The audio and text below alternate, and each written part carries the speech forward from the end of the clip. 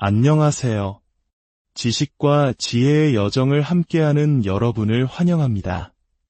분주하고 소란스러운 현대 사회 속에서 침묵이 우리에게 얼마나 강력한 메시지를 전할 수 있는지 생각해 보신 적 있으신가요? 세상과 단절된 채 오롯이 하느님만을 향했던 한 은수자의 삶이 어떻게 수많은 이들의 삶을 변화시키는 빛이 될 수 있었을까요? 오늘 우리는 레바논의 산맥 깊은 곳에서 침묵과 기도로 일생을 보냈지만 오늘날 전 세계 수백만 명의 영혼의 희망의 등불이 된 성인 사르벨 마클루프 성인의 거룩한 삶 속으로 들어가 보려 합니다. 본격적인 이야기에 앞서 이 거룩한 성인의 이야기가 여러분의 마음에 깊은 울림을 준다면 구독과 좋아요를 통해 더 많은 이들에게 이 희망의 메시지를 전하는 데 동참해 주시길 부탁드립니다. 여러분의 작은 손길 하나하나가 누군가에게는 절실한 위로와 기적이 될 수 있습니다. 이 영상을 나누는 모든 분들께 하느님의 크신 축복이 함께하기를 기도합니다. 제1장 유세프, 산골 소년의 어린 시절 이야기는 지금으로부터 약 200년 전으로 거슬러 올라갑니다. 1828년 5월 8일 레바논의 장엄한 산맥, 해발 1500m가 넘는 고지대에 자리한 작은 마을 베카 카프라에서 한 아이가 태어났습니다. 그의 이름은 유세프 안툰 마클루프였습니다. 유세프는 안툰 자로르 마클루프와 브리지트 시디아크 부부의 5번째 아이로 가난하지만 깊은 신앙심을 지닌 마론파 가톨릭 신자 가정에서 태어났습니다. 마론파 교회는 동방 가톨릭 교회 중에서도 가장 오래된 공동체 중 하나로 초대 교회부터 이어져 온 깊은 영성의 뿌리를 지니고 있습니다. 이 척박한 산골에서의 삶은 결코 녹록지 않았습니다. 가족들은 작은 밭을 일구고 염소와 양을 치며 겨우 생계를 유지했습니다. 그것은 마치 쉼없는 노동과 인내를 요구하는 고된 수행의 길이었습니다. 우리 한국의 할아버지, 할머니 세대가 겪었던 혹독한 보릿고개를 떠올리게 하는 가난하지만 굳건한 신앙으로 하루하루를 살아내야 했던 삶이었습니다. 물질적 어려움 속에서도 마클루프 가족은 흔들리지 않는 신앙이 주는 품위를 잃지 않았습니다. 성인들의 이야기를 듣고 매일 함께 기도하며 거룩한 미사에 참여하는 것은 그들 삶의 가장 중요한 부분이었습니다. 유세프가 겨우 3살이었을 때 아버지가 오스만 제국군에 징집되어 복무 중 세상을 떠나는 비극이 닥칩니다. 홀로 남은 어머니 브리지트는 어린 자녀들을 키워야 하는 무거운 짐을 짊어져야 했습니다. 하지만 이 시련은 가족의 신앙을 약화시키기는커녕 오히려 더욱 굳건하게 만들었습니다. 유난히 신심이 깊었던 어머니는 자녀들에게 하느님과 성모 마리아에 대한 뜨거운 사랑을 심어주었습니다. 특히 레바논의 성모님이라는 호칭으로 성모님께 의탁하며 모든 어려움을 이겨냈습니다. 어린 유세프는 유독 고독과 기도를 사랑하는 아이였습니다. 다른 아이들이 뛰노는 동안에도 그는 조용히 물러나 자연을 바라보며 그 안에 담긴 하느님의 위대함을 묵상하길 즐겼습니다. 마을 사람들은 유세프가 종종 근처 언덕에 올라가 광활한 계곡과 산맥을 바라보며 깊은 기도에 잠겨있던 모습을 기억하곤 했습니다. 그 시대, 그 장소가 을에 그랬듯 유세프는 정규 교육을 거의 받지 못했습니다. 하지만 그는 신앙의 핵심 진리를 배우고 성경과 성인들의 생애에 깊이 매료되었습니다. 특히 고행과 묵상을 통해 하느님과의 합의를 추구했던 사막의 교부들 이야기는 그의 영성에 지대한 영향을 미쳤습니다. 또한 은수자였던 외삼촌의 삶은 어린 유세프의 마음의 수도 성소의 씨앗을 심어주었고 그 씨앗은 훗날 풍성한 열매를 맺게 됩니다. 제2장 하느님의 부르심 청소년기에 접어든 유세프는 농사일과 양치기를 도우며 가족의 생계를 도왔습니다. 레바논의 언덕에서 양떼를 돌보며 홀로 보냈던 시간들은 그에게 있어 하느님과의 깊은 대화를 나누는 소중한 기도의 시간이었습니다.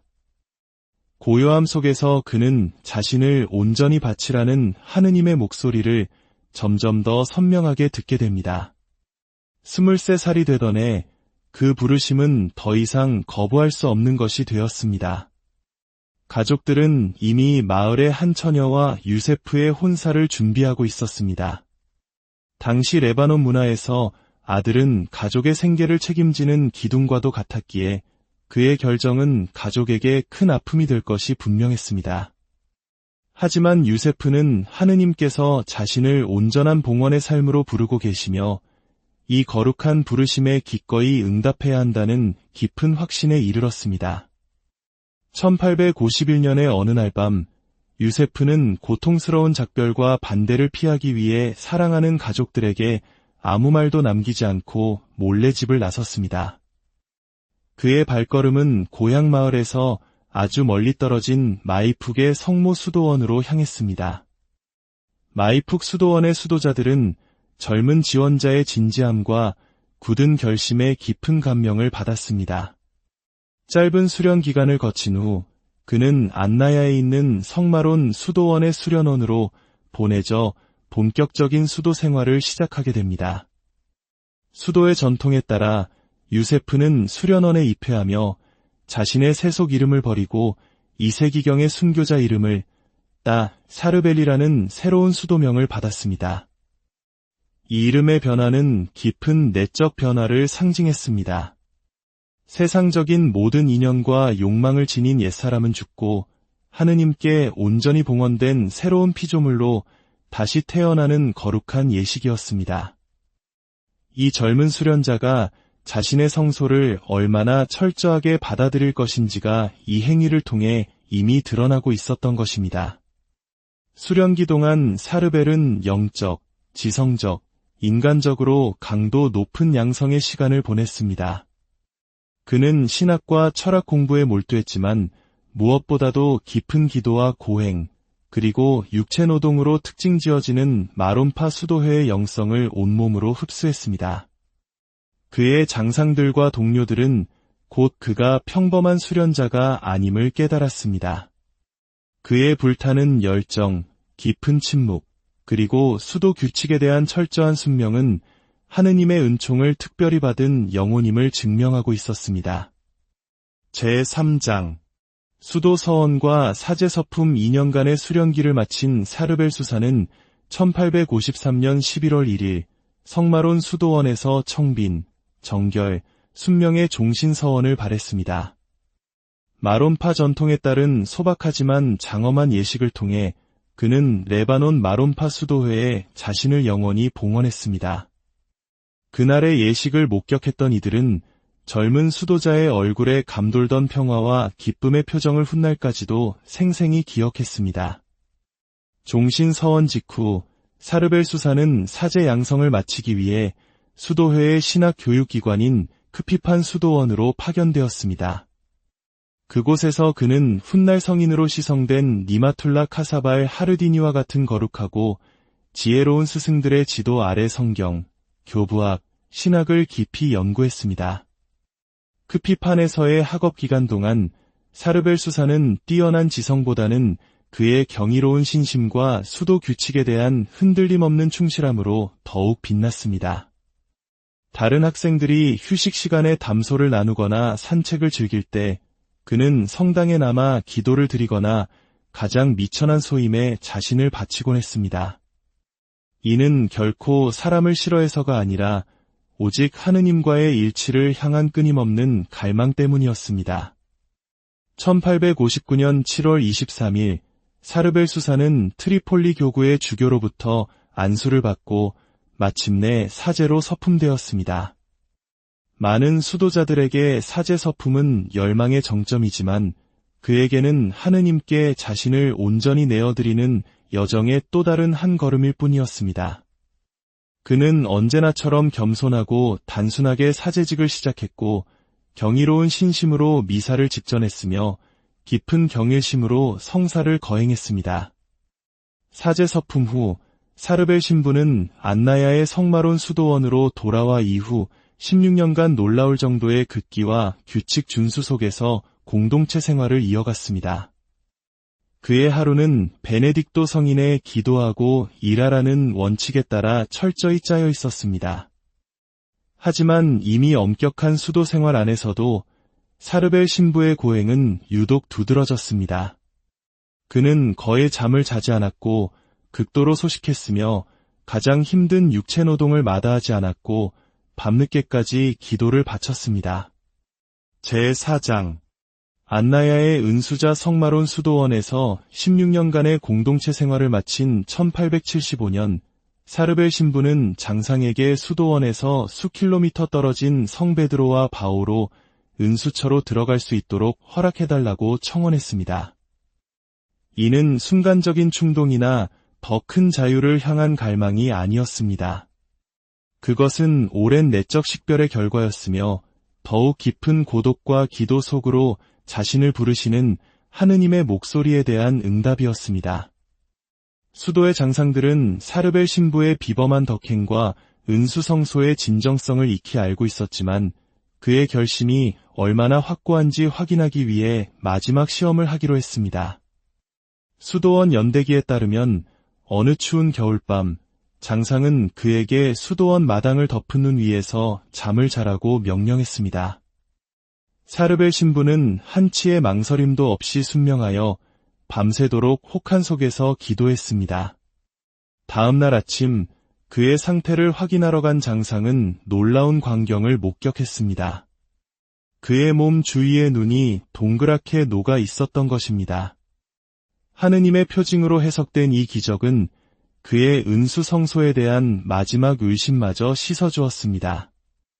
사르벨 신부가 남은 23년의 삶을 보낸 성 베드로와 바오로 은수처는 작은 경당과 은수자의 방 한 칸으로 이루어진 초라한 돌 건물이었습니다.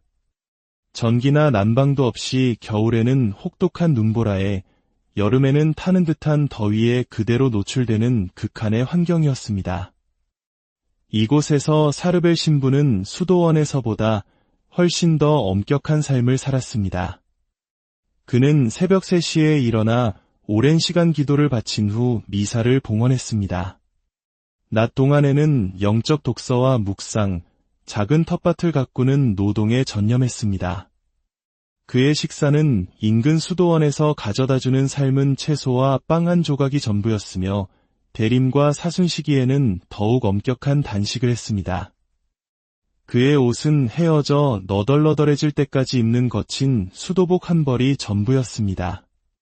제5장 고행과 기도의 삶 은수처에서의 사르벨 신부의 삶은 끊임없는 고행과 기도로 채워져 있었습니다. 그의 극기는 육신에 대한 경멸이 아니라 하느님과의 합일에 방해가 되는 모든 것으로부터 자유로워지려는 불타는 사랑의 표현이었습니다. 모든 결핍과 모든 고통은 세상의 죄를 보속하는 사랑의 제물로 봉헌되었습니다. 그의 영성 생활의 중심은 단연 성체성사였습니다. 매일 봉헌하는 미사는 그에게 단순한 사제의 의무가 아니라 하루의 정점이자 그리스도의 희생 제사를 온 존재로 참여하는 거룩한 순간이었습니다. 미사 중에 그의 얼굴은 거룩하게 변모했고 빵과 포도주를 축성하는 순간에는 종종 눈물을 흘렸다고 합니다. 미사 후에는 움직이지 않는 자세로 무릎을 꿇고 오랜 시간 성체 조배를 하며 감사의 기도를 드렸습니다. 동시대 사람들의 증언에 따르면 그는 종종 탈원 상태에 빠져 몸이 공중에 떠오르거나 얼굴이 내적인 빛으로 환하게 빛나는 모습이 목격되기도 했습니다. 성모님에 대한 신심 또한 그의 영성에서 특별한 자리를 차지했습니다. 매일 묵주기도를 바치고 성모님의 눈을 통해 그리스도의 생의 신비를 묵상하며 어머니와 같은 그분의 전구에 온전히 의탁했습니다. 이처럼 세상과 철저히 격리되어 살았지만 사르벨 신부의 마음은 언제나 세상을 향해 열려 있었습니다.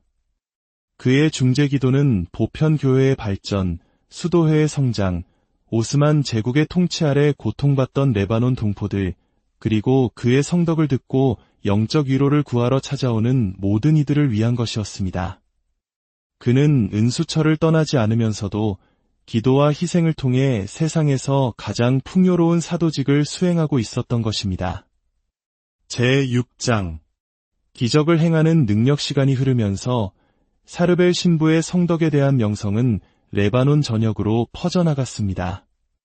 세상의 눈을 피해 숨어 살고자 했던 그의 바람과는 달리 하느님께서는 여러 초자연적인 현상과 기적을 통해 당신의 충실한 종의 거룩함을 드러내기 시작하셨습니다.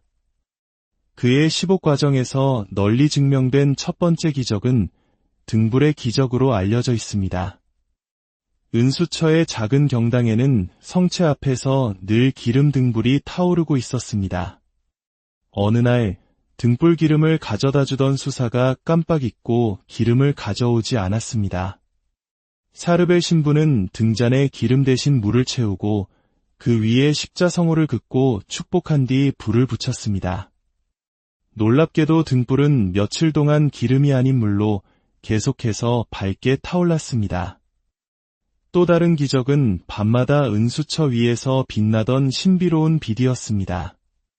인근의 수많은 농부와 양치기들은 밤하늘을 밝히는 기이한 광채를 보았다고 증언했으며 이는 거룩한 은수자의 영혼을 불태우던 하느님의 불꽃이 드러난 것이라고 믿었습니다.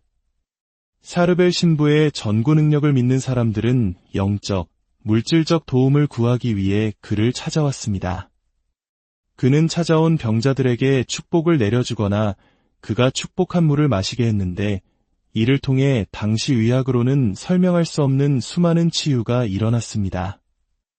특히 폭력적인 행동을 보이던 한 정신질환 청년이 그의 기도로 완전히 치유된 사건은 널리 알려졌습니다. 하지만 사르벨 신부는 이러한 기적들을 결코 자신의 공으로 돌리지 않았습니다. 그는 언제나 치유를 성인들의 전구나 병자 자신의 믿음 덕분으로 돌리며 감사를 표하는 이들에게 이렇게 말하곤 했습니다.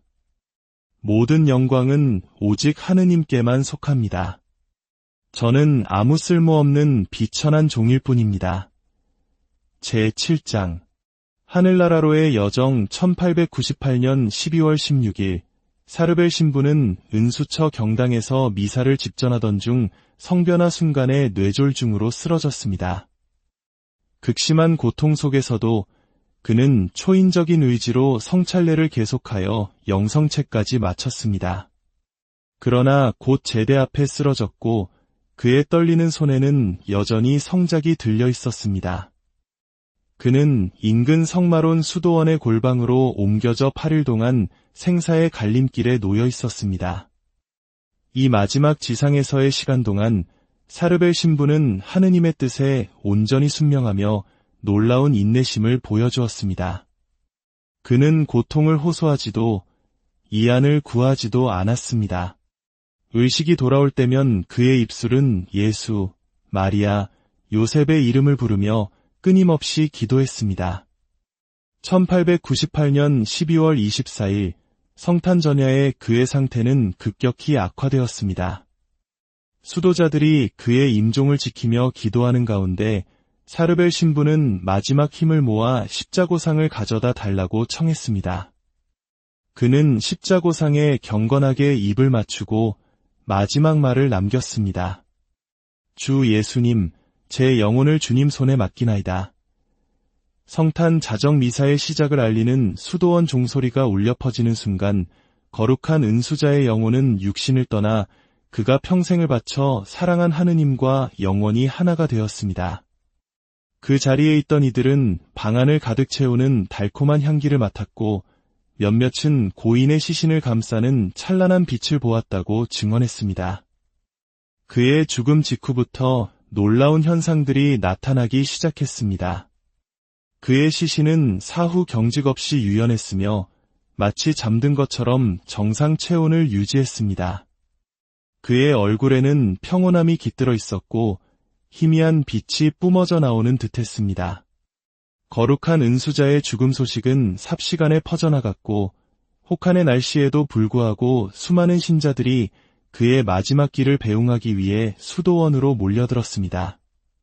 제8장 사진의 기적성 샤르벨의 선종 이후 일어난 수많은 기적 중 가장 놀랍고 명확하게 기록된 것 중 하나는 사진의 기적입니다.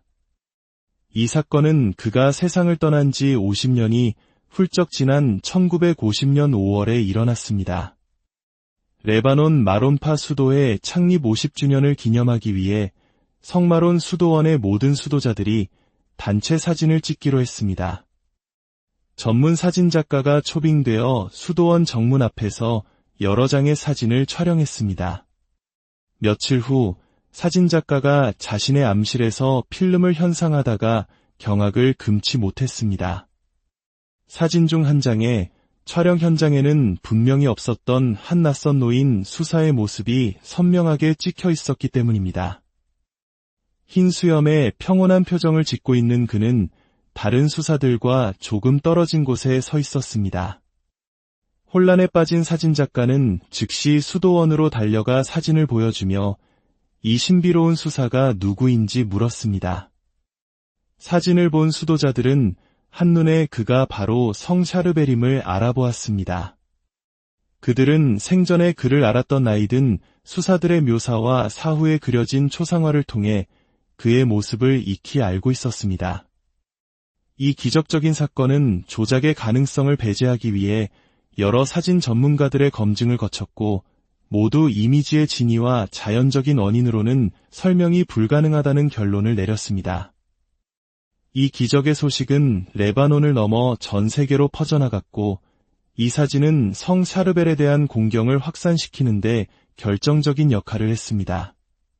특히 당시 진행 중이던 그의 시복시성 과정에 있어 이 사건은 샤르벨의 성덕을 확증하는 하느님의 표징으로 받아들여졌습니다. 제9장 썩지 않은 시신의 기적 성 샤르벨의 성덕을 증명하는 가장 경이로운 표징 중 하나는 그의 시신이 썩지 않은 기적이었습니다. 가톨릭 교회의 역사상 수많은 성인들에게서 나타났던 이 현상은 성 샤르벨의 경우 특히 놀라운 특징들을 보여주었습니다.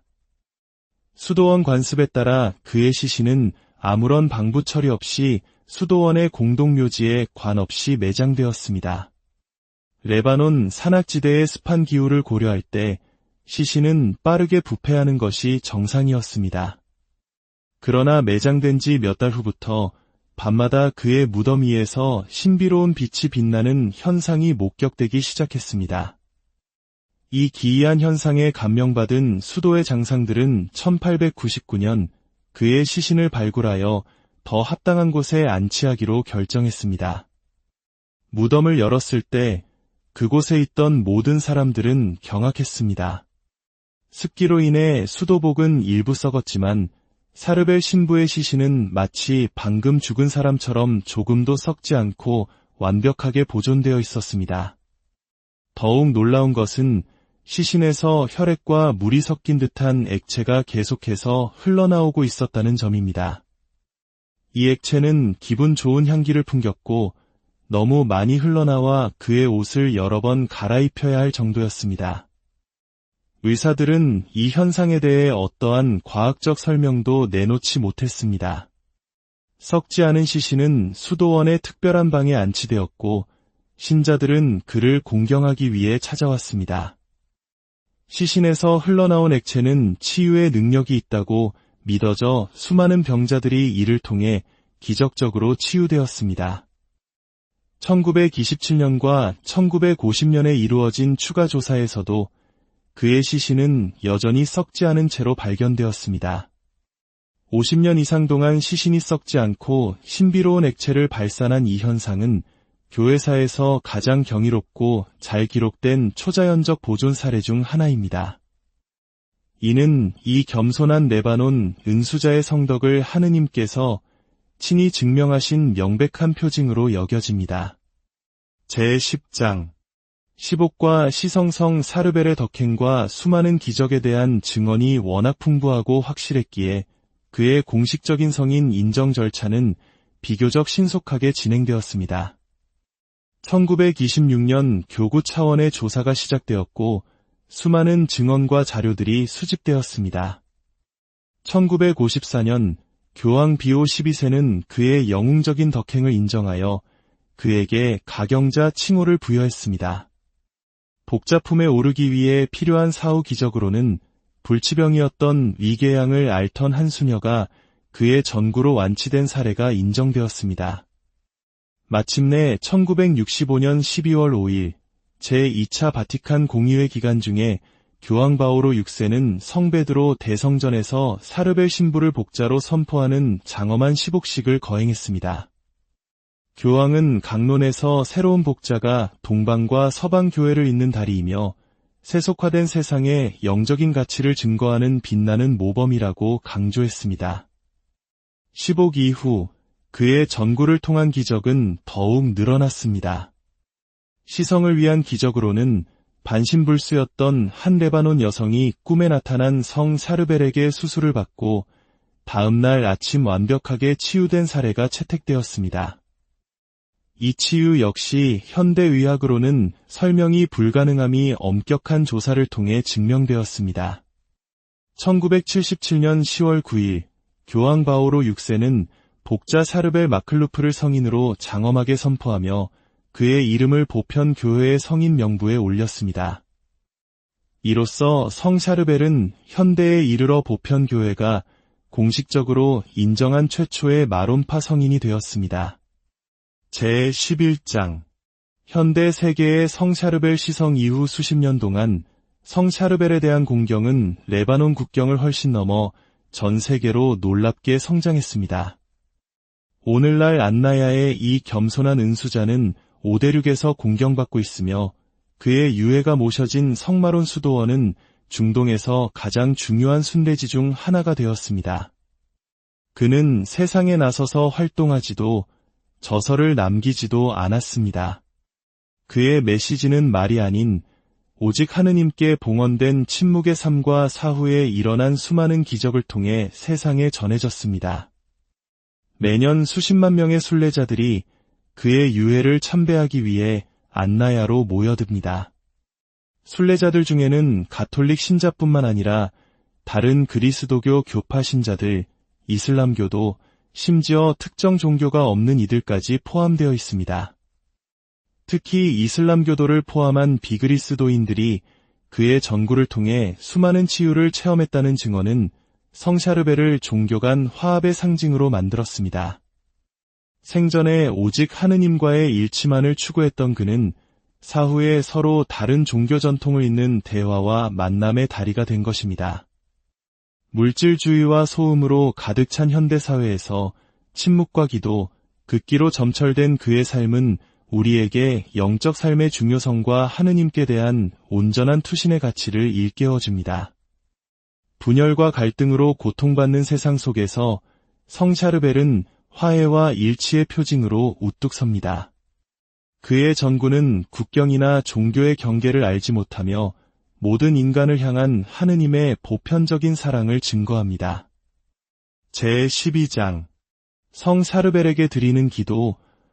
영광스러운 성 샤르벨 성인이시여, 레바논의 산에서 피어난 거룩함의 꽃이시여, 세상과 그 헛됨을 버리고 고독 속에서 기도와 고행과 묵상으로 하느님께 온전히 자신을 바치신 분이시여, 하늘의 거처에서 자비로운 눈으로 저를 굽어보소서. 십자가에 못 박히신 그리스도를 충실히 따르며 당신 몸에 극기의 흔적을 지니셨던 성인이시여, 제가 이 세상에 덧없는 쾌락보다 영원한 선을 소중히 여기도록 가르쳐 주소서. 제 삶의 평범한 순간들 속에서도 하느님의 현존을 깨달을 수 있는 순수하고 자유로운 마음을 허락하소서. 오, 강력한 전구자시여, 당신의 보호에 의탁하는 이들을 위해 기적을 행하는 은사를 주님께로부터 받으신 분이시여, 저의 비천한 기도를 들어주소서. 무엇보다도 성샤르벨 성인이시여, 당신께서 평생 보여주셨던 것처럼 굳건하고 흔들리지 않는 믿음의 은총을 저에게 빌어주소서. 제 삶이 당신의 삶처럼 하느님께 대한 사랑과 이웃을 위한 봉사의 끊임없는 증거가 되게 하소서. 마침내 제 삶의 마지막 날에 복되신 삼위일체를 영원히 바라보는 기쁨 속에서 당신과 함께할 자격을 얻게 하소서. 안나야의 은수자 성 샤르벨, 저희를 위하여 빌어주시어 우리 주 그리스도께서 약속하신 영원한 생명을 얻게 하소서. 당신의 비천한 은수처에서 빛나던 하느님의 빛이 저희 마음과 삶 또한 비추시어 저희를 거룩함의 길로 이끌어 하늘 본향으로 인도하게 하소서. 아멘. 성 샤르벨의 삶이 우리에게 주는 메시지는 분명합니다. 가장 깊은 침묵 속에서 가장 큰 사랑이 피어날 수 있으며 세상을 버린 삶이 역설적으로 세상을 구원하는 힘이 될 수 있다는 것입니다. 그의 거룩한 삶을 통해 우리 모두가 잠시 세상의 소음을 멈추고 우리 내면에서 말씀하시는 하느님의 목소리에 귀 기울이는 은총을 얻기를 기도합니다. 오늘 이야기는 여기서 마칩니다. 여러분의 삶에